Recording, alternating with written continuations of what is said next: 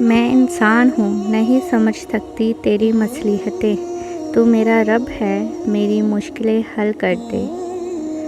حاضر ہوں اے اللہ، میں حاضر ہوں، تیرا کوئی شریک نہیں، تیرے لیے ہی سب تعریفیں ہیں، نعمتیں اور بادشاہت تیری ہے، تیرا کوئی شریک نہیں۔ فرمان مصطفیٰ صلی اللہ علیہ وسلم ہے، حج کرو، بے شک حج گناہوں کو ایسے دھو ڈالتا ہے جیسے پانی کو میل۔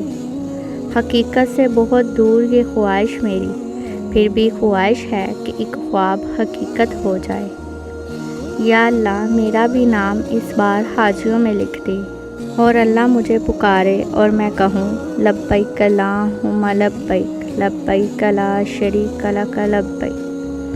اے اللہ اس سال حج کرنے والوں کے صدقے ہمیں بھی اپنے گھر کی زیارت نصیب فرما۔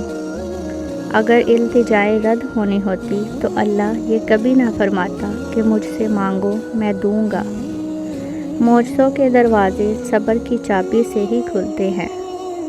تیری ہر عطا پر الحمدللہ، میری ہر خطا پر استغفر اللہ۔ تم بس قبولیت کا یقین رکھو، کیسے ملے گا یہ سوچنا تمہارا کام نہیں۔ یا رب لے کبھی یوں حصارِ رحمت میں کہ میں خود پر رشک کروں اور رو پڑوں۔ کاش کوئی ایسی صبح آئے، آنکھ کھلے سامنے کعبہ نظر آئے۔ آمین۔ تیری چوکھٹ کے جو آداب ہے میں ان سے خالی ہوں یا رب، نہیں جس کو سلیقہ مانگنے کا میں وہ سوالی ہوں۔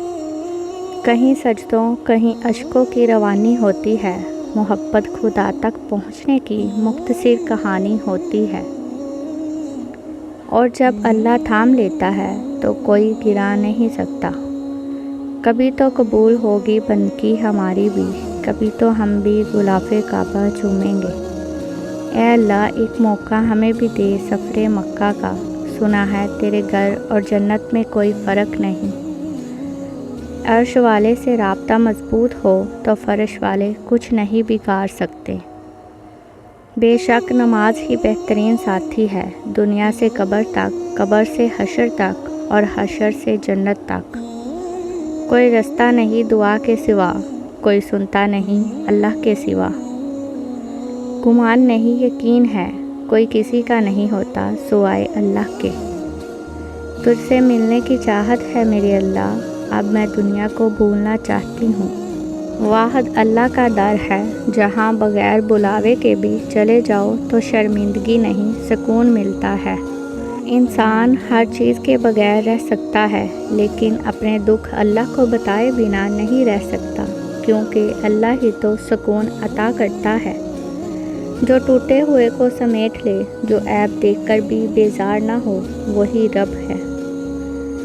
تیری دعاؤں کی بدولت عذاب رب سے بچے ہوئے ہیں، جو حق میں امت کے تیرے لب پہ آیا سوال کمال آیا۔ دولت کی کچھ طلب نہیں لیکن میرے حضور اتنی تو دے دیں کہ آپ کے روضے پر آ سکوں۔ ایک سفر جو مغفرت کی طلبگار سے شروع ہوتا ہے اور دوسروں کو معاف کر دینے کے ساتھ اختتام پذیر ہوتا ہے۔ جو نہیں گئے وہ ترستے ہیں، جو واپس آ گئے وہ تڑپتے ہیں۔ بے شک حالات انسان کے ہاتھ میں نہیں ہیں، لیکن جس کے ہاتھ میں ہے وہ بہت رحیم اور رحمان ہے۔ جب تمہاری مشکل حد سے زیادہ بڑھنے لگے تو سمجھ لو اللہ تمہیں کوئی بلند مقام دینے والا ہے۔ تیری رحمت کا سایہ جب بھی مجھ پر ہوا، میری دھوپ کو چھاؤں میں بدل کر رکھ دیا۔ میں سمجھتی تھی جس کو ایک درد مسلسل ہے، وہ غموں کا بادل تیری رحمت کا ایک سایہ بنا۔ اے رحیم مالک دو جہاں، نہ ہونا کبھی ہم سے خفا، کہ ایک تیری رحمت کے سوا نہیں ہے ہمارا کوئی اپنا یہاں۔